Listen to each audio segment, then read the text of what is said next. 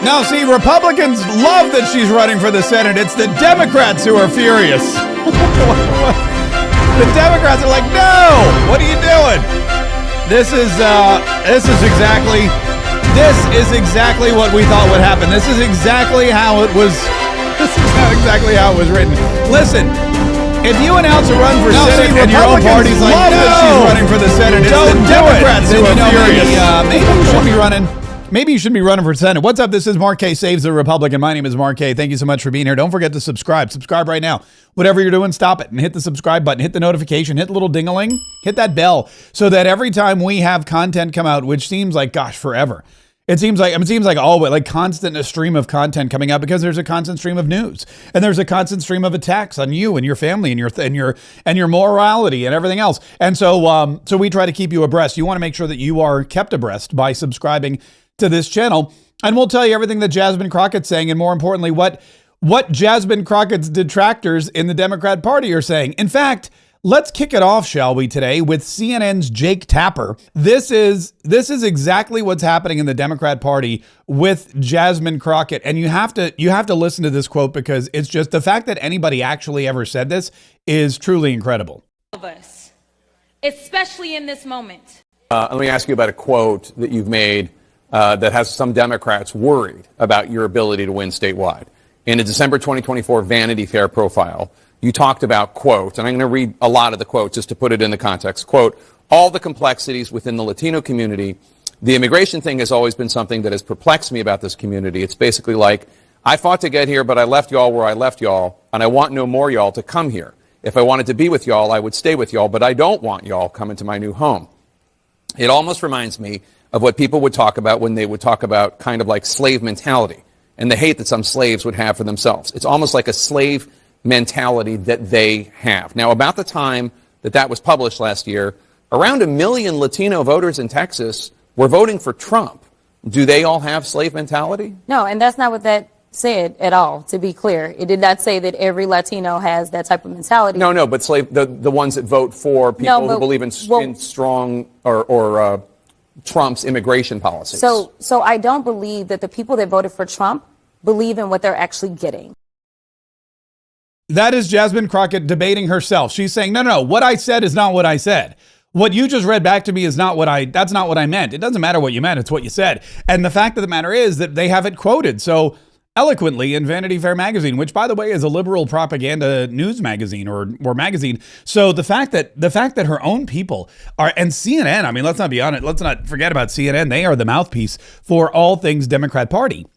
So CNN and Vanity Fair are attacking Jasmine Crockett and saying a lot of Democrats are worried about you. A lot of Democrats are worried that you're not the best person for the job. A lot of Democrats are saying, how can Jasmine Crockett be a senator from Texas when she basically badmouthed Latinos and Latinos who voted for President Donald Trump, which we all know is the kind of person that she needs in order to win. In fact, she told CNN yesterday, and we had that clip, that she feels confident she doesn't need Donald Trump voters to win. She can win without them. That you will fight for them. How will you make voters who previously voted for Trump, particularly given that you have been an outspoken critic and he has inserted himself, just take your campaign video as is. He has inserted himself at every turn when it comes to your commentary. How will you convert those who are supportive of him to voters for you? Yeah, I don't know that we'll necessarily convert all of Trump supporters. That's not our goal. Do you need to? Our goal is to definitely talk to people. No, we don't. We don't need to. Our goal is to make sure that we can engage people that historically have not been talked to, because there's so many people that. Now, there's anybody who knows anything about Texas, which is a lot of people, not Jasmine Crockett, but a lot of other people. Anybody who knows anything about Texas knows that you can't win in Texas unless you have, well, the support of the voters, especially those who voted for President Donald Trump, who won Texas by an obscenely large margin. And so Fox News has accumulated a bunch of those people. One of them is Brandon Gill, Dinesh D'Souza's son-in-law. And he was like, look, this is Trump country. If you're going to win in Texas, you need Trump voters. Texas is a state where President Trump won by 14 points. She's saying she doesn't need Trump voters for her to win this. Yes, she does. Listen, you know she can't win. I know she can't win, and she does apparently too.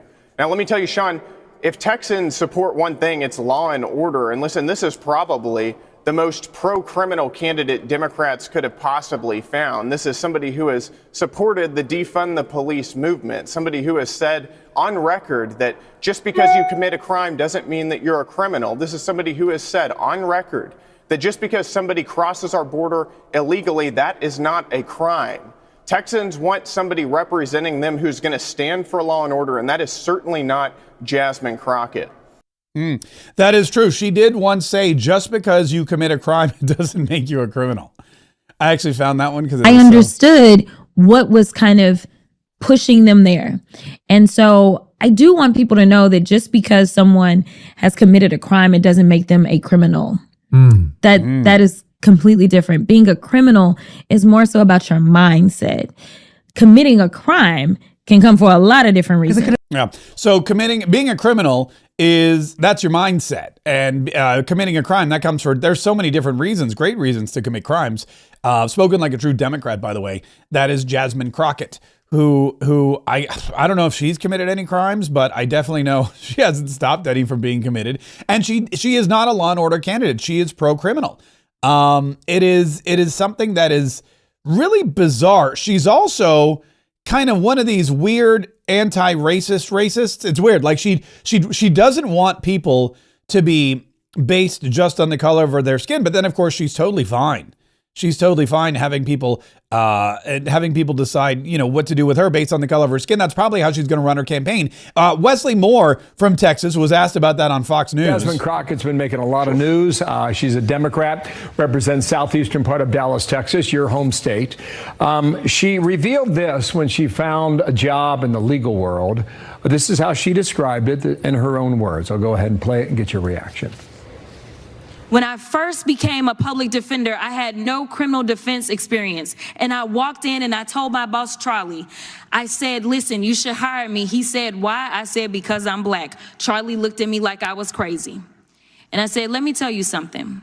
When I walk in, I'm going to walk in with a level of rapport and understanding that maybe some of my other colleagues will not.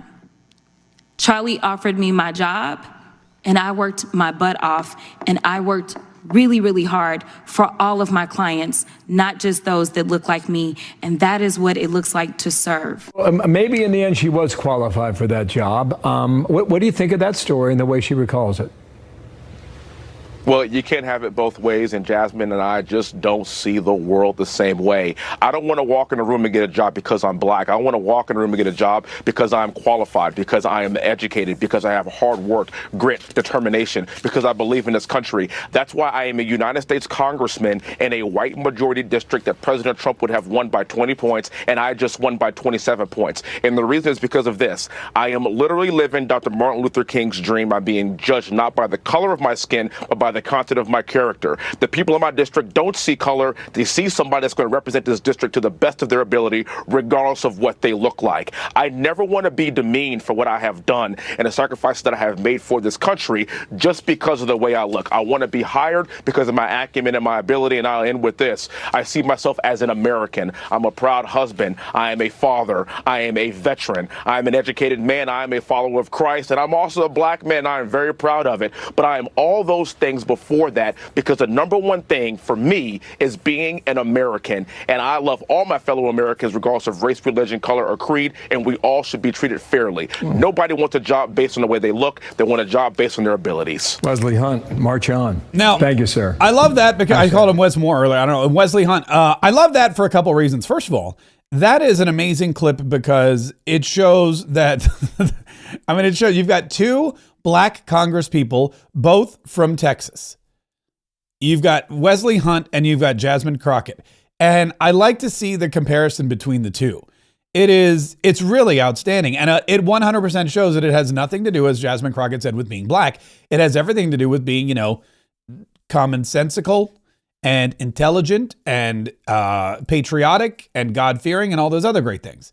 You would never hear Wes Hunt say being a criminal is a state of mind. Being a criminal is, well, that's somebody who committed a crime and they deserve repercussions. Mike Johnson, the Speaker of the House, was asked. Mike Johnson, the Speaker of the House, was asked about Jasmine Crockett running for the Senate, and he grinned a diabolical grin and rubbed his hands together, evil villain style, and said the following. Yeah. Can I get your thoughts on Jasmine Crockett's run for Senate? What does it say about the state of the Democratic Party? And do you feel worried about her chances of winning at all? I'm absolutely delighted that Jasmine Crockett is running for Senate in Texas. I think it's one of the greatest things that's happened to the Republican Party in a long, long time. She is the face of the Democratic Party. She and Mamdani. Good luck with that. I want her to have the largest, loudest microphone that she can every single day, and we look forward to having that election down there. We are going to elect another Republican senator in Texas. Texas is a red state. The people of Texas are common sense Americans, and what Jasmine is trying to sell will not be purchased by the folks of Texas. That is my prediction. Yes. Thank you. There you go. Thank you very much. What the Jasmine Crockett, whatever she's selling, the people in Texas ain't buying. That's Mike Johnson's prediction. He said it's a red state. It's a Donald Trump state. It's going to be a red state. We're going to retain Republican leadership in that state, especially if it's Jasmine Crockett. But man, her running for Senate, it's the best thing. First of all, we're not going to have her in the House of Representatives anymore. We're not going to have her in the Senate anymore. It's really going to be a fantastic few years, if for no other reason than just that. President Donald Trump on his airplane was also asked. Here's what he said. Just saying, what's happening here? Mr. President, what's your reaction to Jasmine Crockett jumping in the Senate primary in Texas? Well, she's a low IQ person. I can't imagine she wins. Maybe she'll get the Democrat nomination, but I think it's a gift to Republicans. She's a terrible representative. I watched her for the last 2 years. I can't even believe she's a politician, actually. Hi, Brian. Yeah, I can't even believe. It is unbelievable to a lot of people. It is unbelievable. But here's the thing. Jasmine Crockett and Mike Johnson agree on one thing. Jasmine Crockett thinks that her voice isn't loud enough. She thinks that she needs her voice to be amplified. In fact, the big reason why she's running for Senate is because she thinks a lot more people need to hear what she has to say. Of us, especially in this moment. There are a lot of people that said, you got to stay in the House. We need our voice. We need you there. And I understand. But what we need is for me to have a bigger voice. What we need is not only a voice, but we need to make sure that we are going to stop all the hell. Yeah, that's enough of that. That's enough of that. But the fact of the matter is, she's not staying in the House. She's moving into the Senate, and she is so excited about it. And she is ready to go campaign, and she is ready to leave her district behind, and she is ready for what I can only imagine will be one of the biggest, drubbings in political history. Hey y'all, so it is Jasmine Crockett, and by now I'm sure you have heard the good news. Yes, good news coming out of Texas. I know you are not used to good news coming from Texas, but let me tell you, the fight is on. We are about to win. Why? Because I am Texas tough. I am built for this moment, and so are you. So let's show the world why Texas will be on the map finally for something good. Let's make sure that we boot out those that are only doing everything that they can to boot people off of their health care, boot people out of their homes, and boot people out of being able to access food. Let's do what needs to be done. Let's stand together, let's stand united, and let's make sure that we turn this state blue. Join me. Who's trying to boot people out of trying to access food? We're trying to boot out the people who are keeping people from accessing food. Is that even a thing? I don't think that's happening in Texas. I think there's more food in Texas than pretty much anywhere. I've been in Texas. Every time I go there, plates full of food. You can't get a small portion of anything in Texas. But apparently there's people there blocking access to food. I don't know what it is, but I wish, listen, I wish Jasmine Crockett well. I'm sure that, I'm sure maybe she's convinced she's doing the right thing, but whatever. It doesn't matter. Let's get her out. I will miss serving with her in the House of Representatives. When I win my congressional race next year in the primary, there was a handful of people I was really excited on working with. One of them was Jasmine Crockett. I was really excited about working with Jasmine Crockett and debating with Jasmine Crockett and, just being a pain in Jasmine Crockett's backside. But apparently that's not going to happen anymore. Another one was Al Green, but he's going to get districted out as well. Maybe LaMonica McIver if she wins her race. I don't know. There's still a bunch of crazies there. What's her name? DeLauro, the purple-haired woman from Connecticut. All those people. There's a lot of folks still in the House of Representatives who are questionable and who we can have a lot of fun with when I get there this time next year. Let's talk a little bit, speaking of the House of Representatives, about Ilhan Omar. Ilhan Omar is from Somalia originally. Ilhan Omar is a representative from Minneapolis and represents one of the largest Somali communities in the country, a community which, oh yeah, by the way, has also defrauded the American people and the American taxpayers for billions of dollars. And President Donald Trump, while campaigning, I assume that's what he was doing, in Pennsylvania yesterday, called them out. Do we have any individuals from Somalia in the group? Please raise your hand. That's for Minnesota, you know. That's called the Great Big Minnesota Scam with one of the dumbest governors ever in history.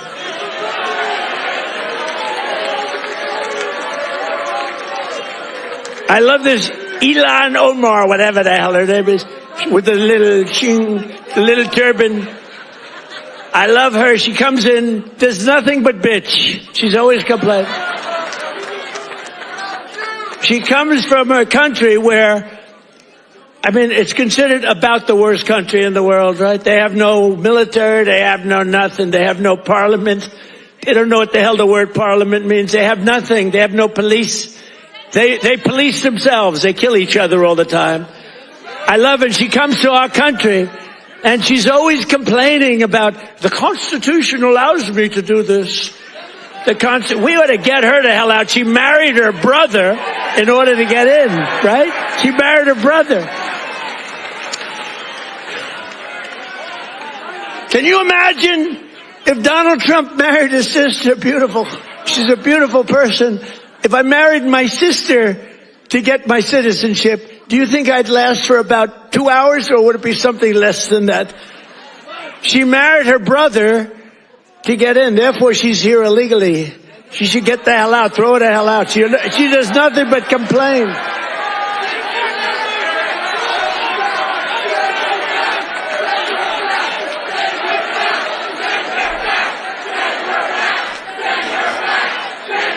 All right, let's dissect this for just a minute. You have President Donald Trump on a podium, standing in front of a podium in Pennsylvania, a swing state. And he's standing in front of a crowd and he's lambasting Democrats, and the crowd starts chanting, "Send her back, send her back." I got to be honest with you. If you're not having flashbacks to 2024 or 2020 or 2016 or any of those, if you're not having flashbacks to a live President Donald Trump rally during an election year, you should be, because President Donald Trump apparently has decided it's now campaign mode.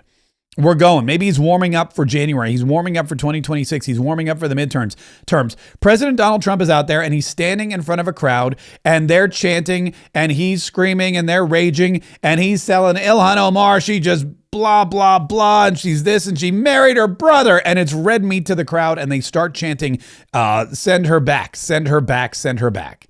It's very reminiscent of lock her up, lock her up, lock her up, or 4 more years, 4 more years, 4 more years, or USA, USA, or any of those other 3-word phrases that you love at the rallies. And you can tell President Donald Trump totally in his element, very comfortable doing what he's doing, very comfortable standing where he's standing. And he's excited once again to push his favorite issue, which is immigration. Only this time, it's a little different than usual. For the first time in 50 years, we now have reverse migration, which means more jobs, better wages, and higher income for American citizens, not for illegal aliens. And you know what? We all have a heart. We want to take care of people. But these people are getting killed on the walk up. They're dying. They're dying. They have to go through jungles. We don't realize this. They are going through areas that are not it's not possible to get through some of the areas. They're going through jungles down in the Central America, South America, some of these areas with snakes, with crocodiles and alligators. They're getting just eaten, and they're getting beat up by some of the bad people. Women are being raped. Remember when I started, I said we're going to stop the raping of women in those caravans, a name conceived of by me. Because it's a caravan, thousands of people, 10, 15, 20,000 people coming up. The women in those caravans are being raped in unprecedented numbers by other people in the caravans. By them not coming, they're not even trying to come now because they know they can't get through. We're doing a tremendous service. because they're not being killed and they're not being raped and they're staying back in their country where they've been. Yeah. Where have they been? What's going on? And Donald Trump, it's amazing to me because this is now 1, 2, 3, like the fourth election cycle where immigration is still an issue. Immigration is still a problem. And this time it's reverse migration. Donald Trump is saying, look, I'm back in power. We've secured the border. Now we've got to undo what was done. The first part is build the wall. That was the first thing we had to do. Now it's okay. The wall's built. We got to get everyone over on the other side of it. And it's not just the South American countries. It's all the countries. It's all the countries where terrorists and bad actors are coming from. All of what Donald Trump at one time called the poop hole countries. And I didn't edit this, so I'm gonna have to do this manually because I don't want, I want it to be a family-friendly show. But years ago, Donald Trump referred to third world countries as poop hole countries. He didn't use the word poop. He used a different word altogether. And it was one of those things that the media took off and ran with. And they made it seem like President Donald Trump was a bad guy. When, let's be honest, if you stopped and took a look around, if you figured out who he was talking about, you could realize, oh yeah, those are totally poop hole countries. And so Donald Trump has now paused indefinitely immigration from any of those poop hole countries. And so that particular term is rearing its ugly head once again. Let me see if I can do this like live because I know what's coming. It's not. I'm going to do my best. I've also announced a permanent pause on third world migration, including from hellholes like Afghanistan, Haiti, Somalia, and many other countries.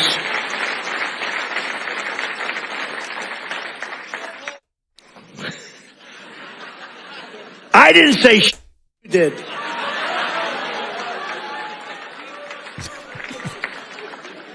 Remember I said that to the Senate as they came in? The Democrats. They wanted to be bipartisan. So they came in and they said, this is totally off the record. Nothing mentioned here. We want to be honest because our country was going to hell. And we had a meeting. And I say, why is it we only take people from countries, right? Why can't we have some people from Norway, Sweden, just a few? Let us have a few. From Denmark, do you mind sending us a few people? Send us some nice people, do you mind? But we always take people from Somalia, places that are a disaster, right? Filthy, dirty, disgusting, ridden with crime. The only thing they're good at is going after ships. Yeah. By the way, I thought he was going to say something else again. He said going after ships. He's talking about the Somali pirates. So this is Donald Trump saying, look, and it's true. It's true exactly what he said. That's exactly how it worked out. He was a first-term president. They came in and the Democrats said, let's have a bipartisan meeting. Everything's off the record. And when you say off the record, it means you can speak freely and we're never going to say anything. Whatever happens in this room, whatever you say in this room, it stays in this room because that's how Washington is supposed to work. It's supposed to work that way with reporters. It's supposed to work that way with the media. It's supposed to work that way with politicians, Democrats and Republicans. If you say this is off the record, then it is off the record. And you never, ever, ever speak of it. Well, Donald Trump goes into the meeting, says it's off the record. He goes, all right, why do we only bring in people from poop hole countries? And what happens as soon as that meeting's over? One or more of those Democrats is on the phone to the press going, Donald Trump called Somalia and Haiti and Dominican Republic and all these other places poop hole countries. And that was it. And I'm pretty sure at that point in time, Donald Trump said, I'm never trusting any one of you B words ever, ever, ever again. But he lay in to Ilhan Omar. He lay in to Tim Walz. He lay in to all of these people. And he said, this is, we can't have these people here it makes us stupid. If you don't share our values, contribute to our economy and assimilate into our society, then we don't want you in our country. We don't want you.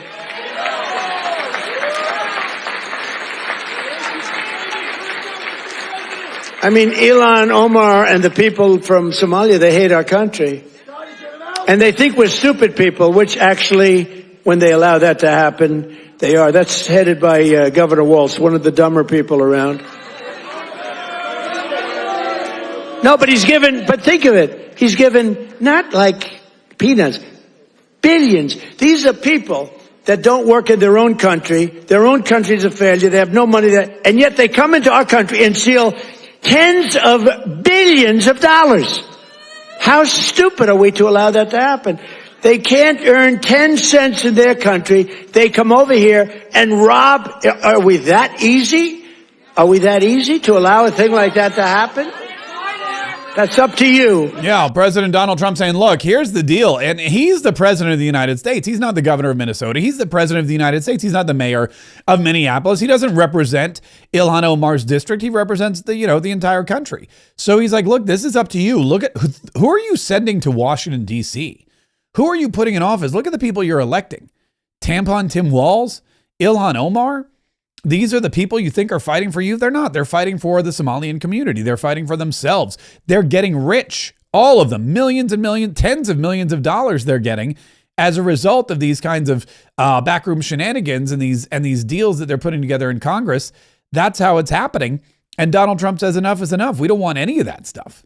We don't want any of that stuff, but it's up to you. You've got to choose. You've got to choose who's representing you. If you choose wisely, great. If you don't, you're stupid and you have no one to blame. You have no one to blame but yourself.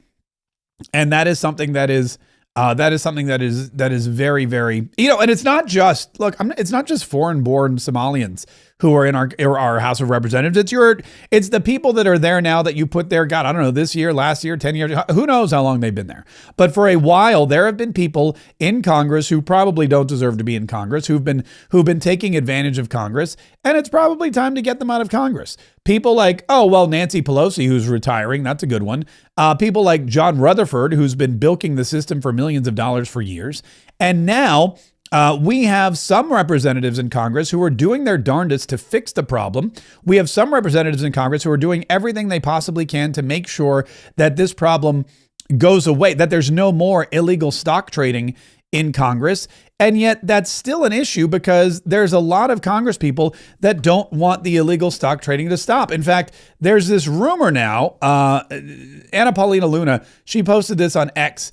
There's a rumor that leadership in the House of Representatives may gavel out the House of Representatives. Again, you may remember they just came off of 2 extended breaks. One break was for August, the August recess. It was 6 weeks. Then there was another break when the government shut down so that they wouldn't have to vote on the Epstein papers. Now, Representative Anna Paulina Luna is saying, look, there's rumors on the Hill that leadership may shut down the House next week, and they're going to blame her discharge petition to try to ban congressional stock trading. Here she is talking to Maria Bartiromo. To put it this way, my legislation to ban insider trading is being taken so seriously that I'm hearing that both Leader Hakeem Jeffries and the Speaker and potentially House leadership are considering sending members home because they don't want to have members sign on to the legislation overwhelmingly supported by the American people to ban insider trading. So I think that, obviously this place can be a pressure cooker. You guys know this being in the press. I think every single member of Congress will tell you that.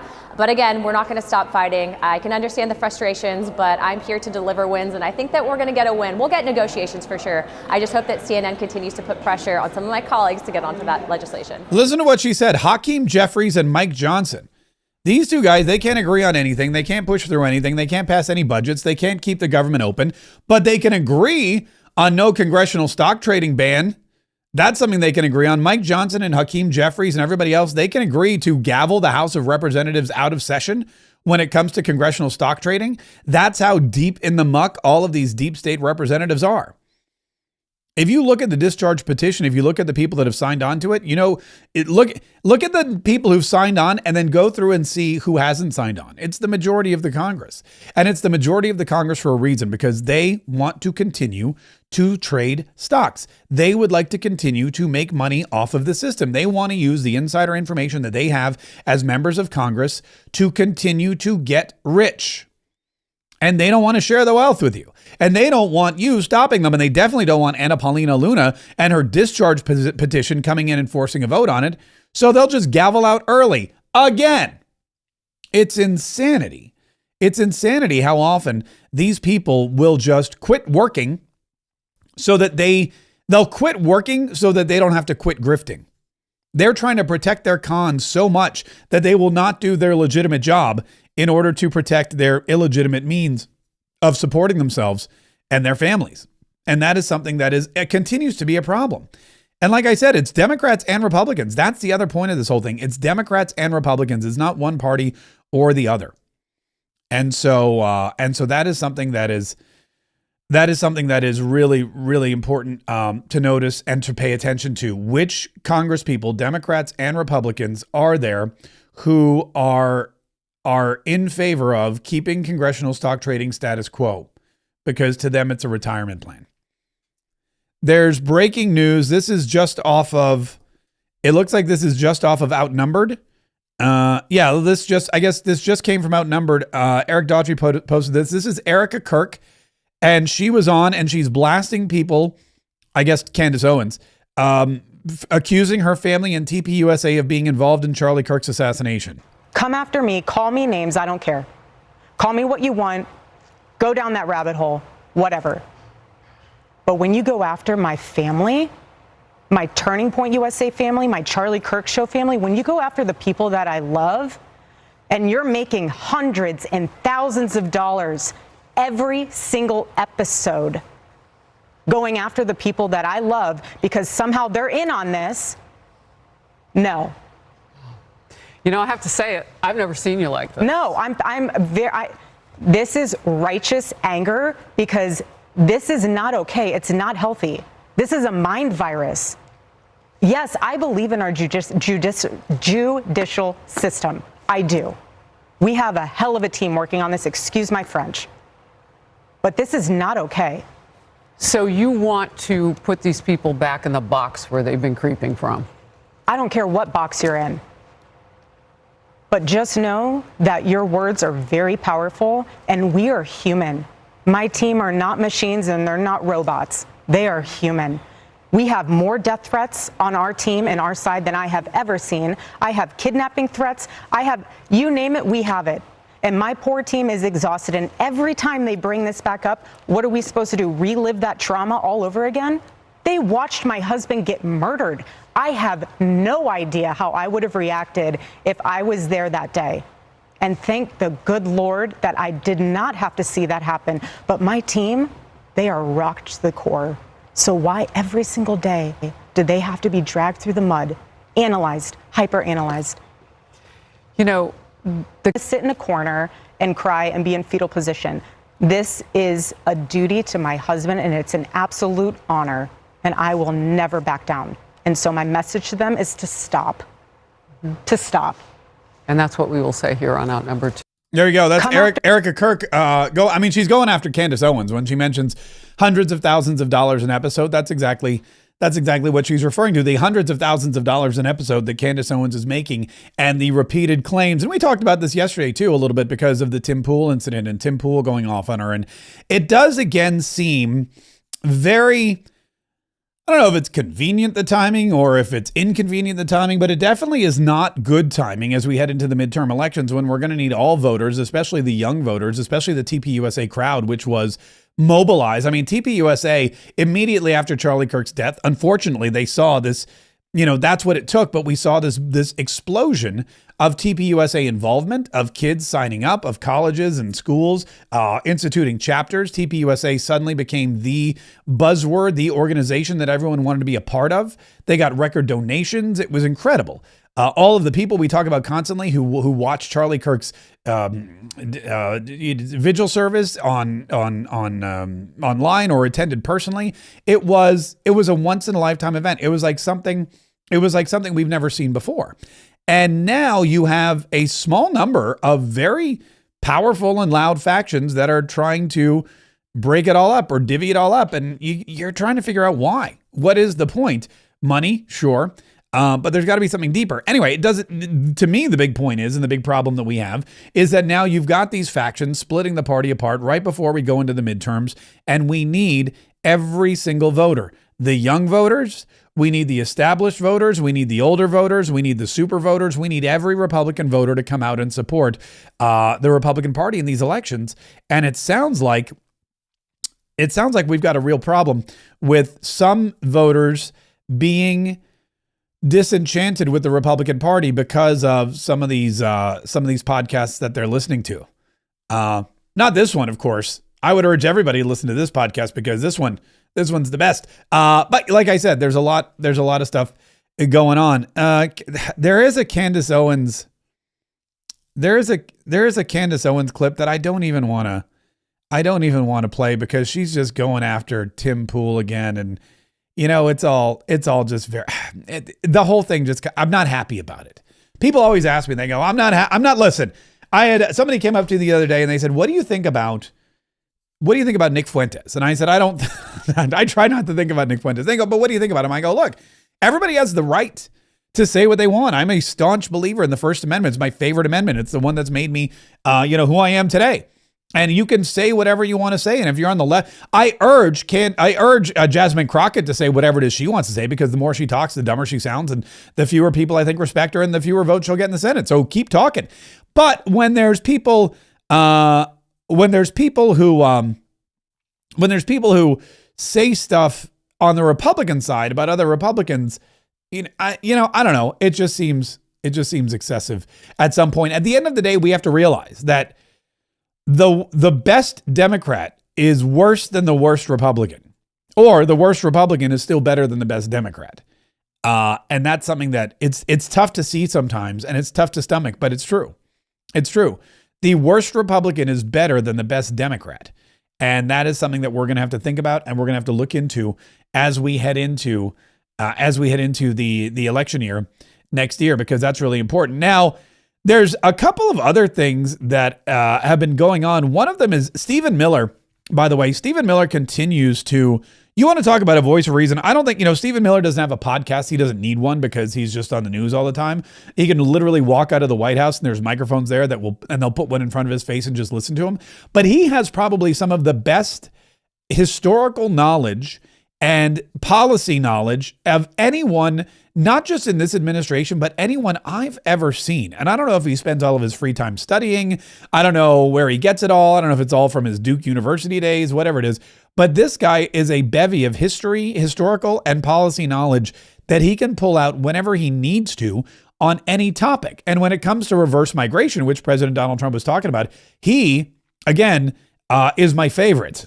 During the civil rights era, and this is the simplest way I can put it, there was a thought in effect, you can go back and you can read the transcripts of the debate at the time, of applying civil rights to immigration policy for the globe, and to create a civil right for people from every part of the world to come to America in ever-growing numbers. And so a system that for years, as you mentioned, had been tightly restricted, suddenly established this global ability of people in every part of the world to come to America, to bring their families to America, and then eventually empty out their entire towns and their entire villages to the United States of America. And so what you saw between 1965 and today was the single largest experiment on a society, on a civilization that had ever been conducted in human history.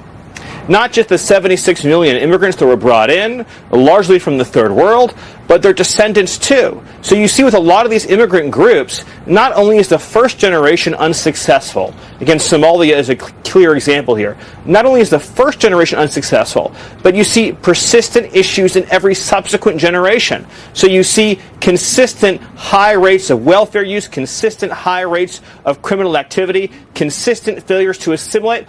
But this shouldn't be a surprise, Will. It's just common sense. If Somalians cannot make Somalia successful, why would we think that the track record would be any different in the United States? Go third world country by third world country. No one's saying, look, there are people all over the world that are great people. But you look at the society. If Libya keeps failing, if the Central African Republic keeps failing, if Somalia keeps failing, right? If these societies all over the world continue to fail, you have to ask yourself, if you bring those societies into our country and then give them unlimited free welfare, what do we think is going to happen? You're going to replicate the conditions that they left over and over and over again. And we mask the impact of immigration in every public policy issue we discuss. We talk about test scores. Well, if you subtract immigration out of test scores, all of a sudden our test scores skyrocket. If you subtract immigration out of healthcare, all of a sudden we don't have nearly the size of the healthcare challenges our country faces. If you subtract immigration out of public safety, all of a sudden We don't have violent crime in so many of our cities. Issue after issue, we talk about these things as they just happen to us. The schools just suddenly fail. Violent crime just suddenly explodes. The deficit just suddenly skyrockets. These are a result of social policy choices that we made through immigration. The country that we live in is made up of people. And if you insert 25 million people into your country at one point, at one time, and these are not highly skilled people. These are not people of wealth. These are not people from privilege. These are people, as Donald Trump says, from poop hole countries. And they do not bring up the level of greatness when they enter the country. They bring it down. And Stephen Miller points it out that way. If for generation after generation after generation, they have not been able to fix their own countries, what makes them think they're going to have a better time here? And what we've seen with immigrant populations, a lot of them is that the negative habits and the negative characteristics follow their generations over and over and over again. And so now we are here in a position where President Donald Trump is saying, look, this is affecting every aspect: education, healthcare, jobs, traffic, everything, every negative thing here in the country. It's all being affected because of what President Donald Trump called an invasion. Good. A major factor that fueled inflation under Biden was the invasion of 25 million people. Think of this. 25 million people came into our country totally unchecked and unvetted, mostly across our southern border. 10 months ago, we inherited the worst border in the history of the world, and now we have the strongest border in the history of our country. We've never had a border that strong. And people don't talk about it. You notice they don't talk about it. When I was running, it was the biggest thing. And before I was running, that's all they talked about, the border, the border, the border. And now I fixed it. Nobody wants to talk about it. Even my people. They say, sir, don't put it in your speech. Why? Because nobody cares about the border. You fixed it. No, but you know how bad that is? Because they forget what you did. We had a border that was so bad.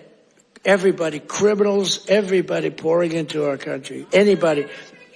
You know, the Congo, I just settled that war. The Congo, their entire prison population was set into our country. Venezuela, their entire prison population was dumped into our country. And now we have the tightest border we've ever had. We have one of the strongest borders anywhere in the world. I would say there's one country that has probably a stronger border. You know what that is?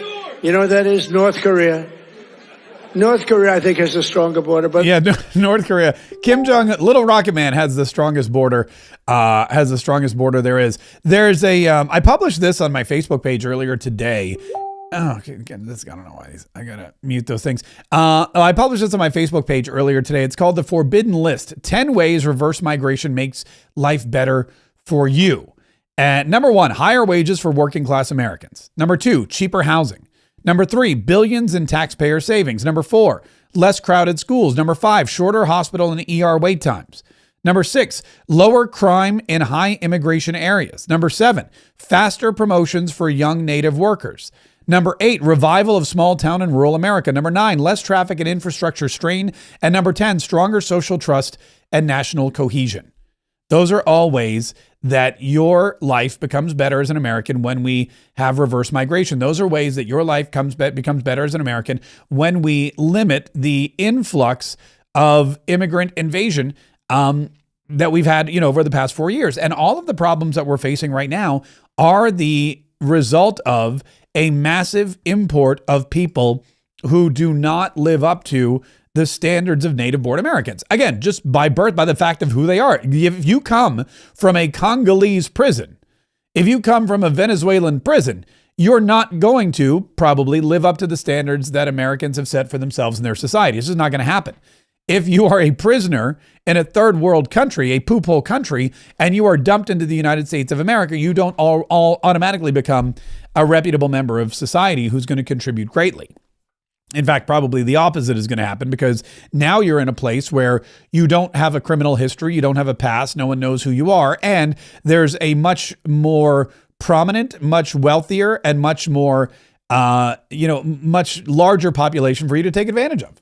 So your criminal instincts are going to tap in, and you're really going to start turning, I think, start turning to the worse. And that's exactly kind of what we've seen. And that's why Donald Trump and Stephen Miller basically said, look, whatever Donald Trump said is accurate. And the fact that people don't like it in the media proves that it's accurate. Clearly, we need to have in this country exactly what President Trump called for, which is that we need a moratorium on immigration from third world countries until we can heal ourselves as a nation, solve our education issues, solve our healthcare issues, our public safety issues, our assimilation issues, our cultural issues. So the 1924 Act is such a good example because we had large-scale immigration from Europe from 1880 to 1920. So in other words, we went from a country that had immigration from part of Europe to immigration from many other parts of Europe.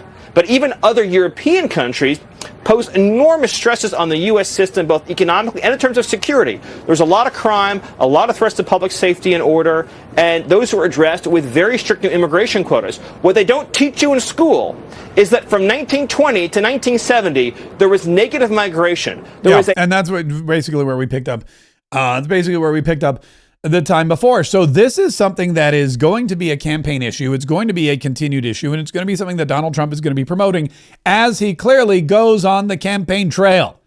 As everybody's campaign is ramping up, Jasmine Crockett running for Senate. You've got all of this redistricting, which will settle out here before too long. And once the redistricting settles out, you're going to have people lining up to run for various different seats in various different counties and districts around the country. You're going to have people probably leaving their seats or deciding to go do something else. You're going to have a big shakeup, and all of it is designed to do one thing: keep the House of Representatives in firm conservative Republican control.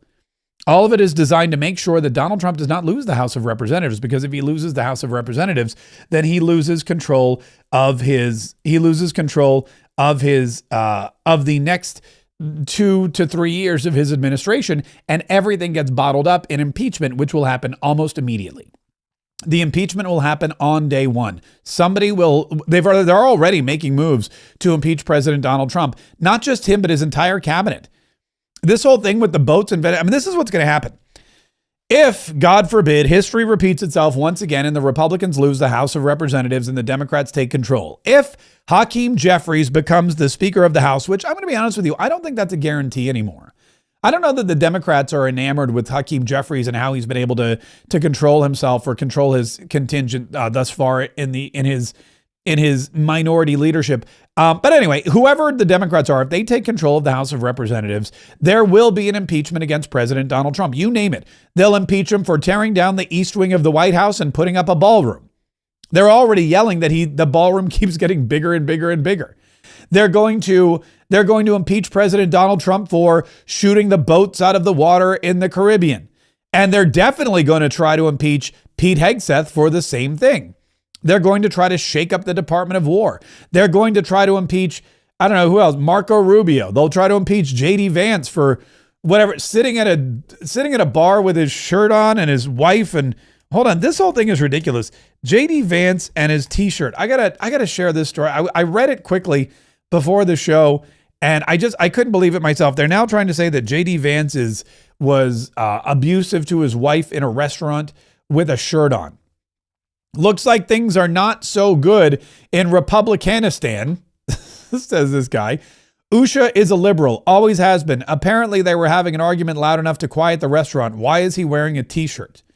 And it's a photo of J.D. Vance, supposedly, in a white T-shirt with his wife looking downtrodden. There appears to be like an empty martini glass or something on the table.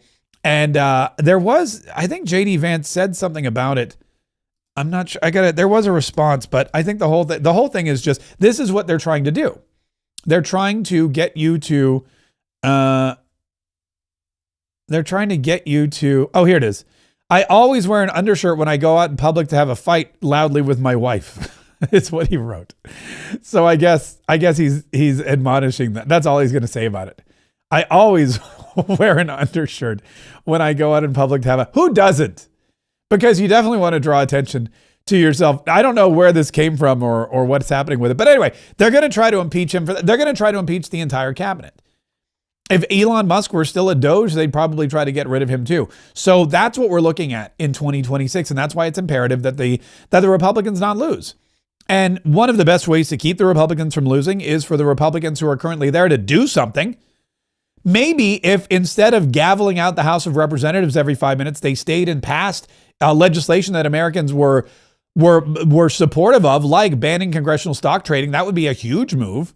Maybe if they stopped lollygagging around with our budget and the government staying open and people's paychecks, maybe if they just went ahead and appropriated the money in all 12 appropriations committees that needed to be appropriated, then we wouldn't have to worry about the government shutdown looming over our heads again in January.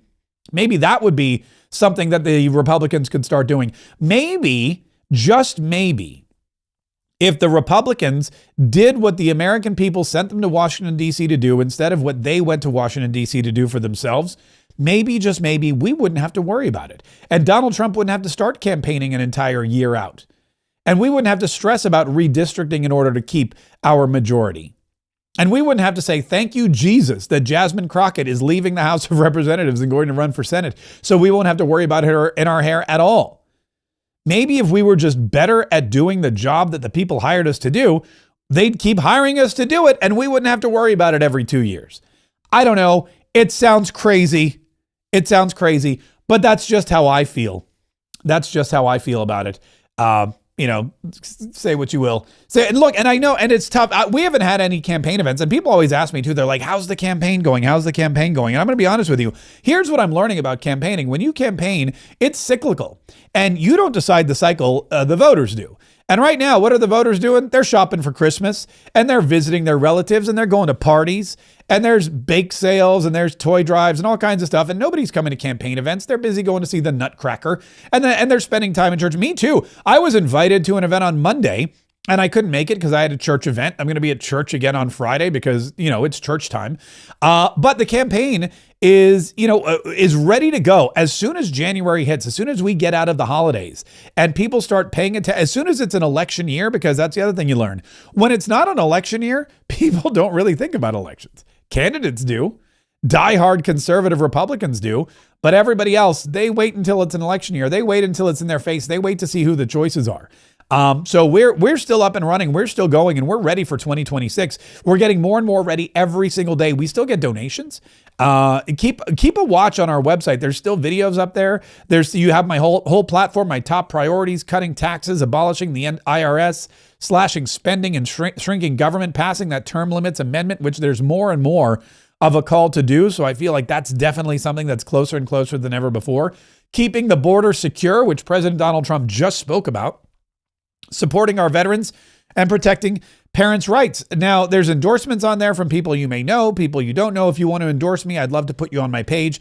And of course, you can join our fight for Florida's future here in the 5th District. Also, keep in mind, one of the other things that makes this a very quizzical and interesting election season is that even here in Florida, there's redistricting talk. Even here in Florida, in Indiana, what they're doing right now is they're trying to redistrict the Democrats out of the state altogether. They're trying to get rid of every single Democrat seat. There's only 2 of them, I think. But, couple of votes here, a couple of votes there, bada bing, bada boom. All of a sudden, you've got a blood red state, and you've got 2 new seats for Republicans coming out of Indiana. They're trying to do something similar here in Florida, and that may actually change the scope of who's voting for me or where I need to go to campaign. For example, right now, my district, District 5, encompasses Duval, which if you watch any Jaguars games, Duval, that's the place, and St. Johns County, which is home to St. Augustine, the oldest settlement in the country, and also the Fountain of Youth. So those two counties make up Florida's 5th District. However, if and when redistricting goes through, that could change. And so having campaign events and going out and trying to stand up, trying to drum up support at the moment when you don't even know who's going to be able to vote for you, that's another thing we learned last time around. So we're taking the holidays and we're working behind the scenes, and you're going to see our ads on Facebook, and you're going to see us, and I'm going to keep wearing this hat every single day on my show, and I'm going to keep doing, what we've been doing. And then next year, we're really going to go whole hog, and you'll see us out in the community, and you'll see us on your screens, and you'll see yard signs popping up all over the place. And you're going to hear all about the election because, well, it's going to be an election year. It's going to be a loud election year, and we're going to make so much noise. You're not even You're not even going to believe it. In the meantime, make sure you subscribe to this channel. Make sure you subscribe to whatever podcast platform you're listening to, whether it's YouTube or Rumble or Facebook, whether you're on iTunes or Apple Podcasts or Spotify, wherever you happen to be. Make sure that you subscribe and say, yes, send me this content all the time, because this is the best way for you to A, stay informed, B, stay entertained, C, stay enlightened, and D, stay involved with a group of liberty-loving, freedom-defending patriots just like you, who are ready, willing, and able every single day of their lives to stand up, to fight, so we can save the Republic.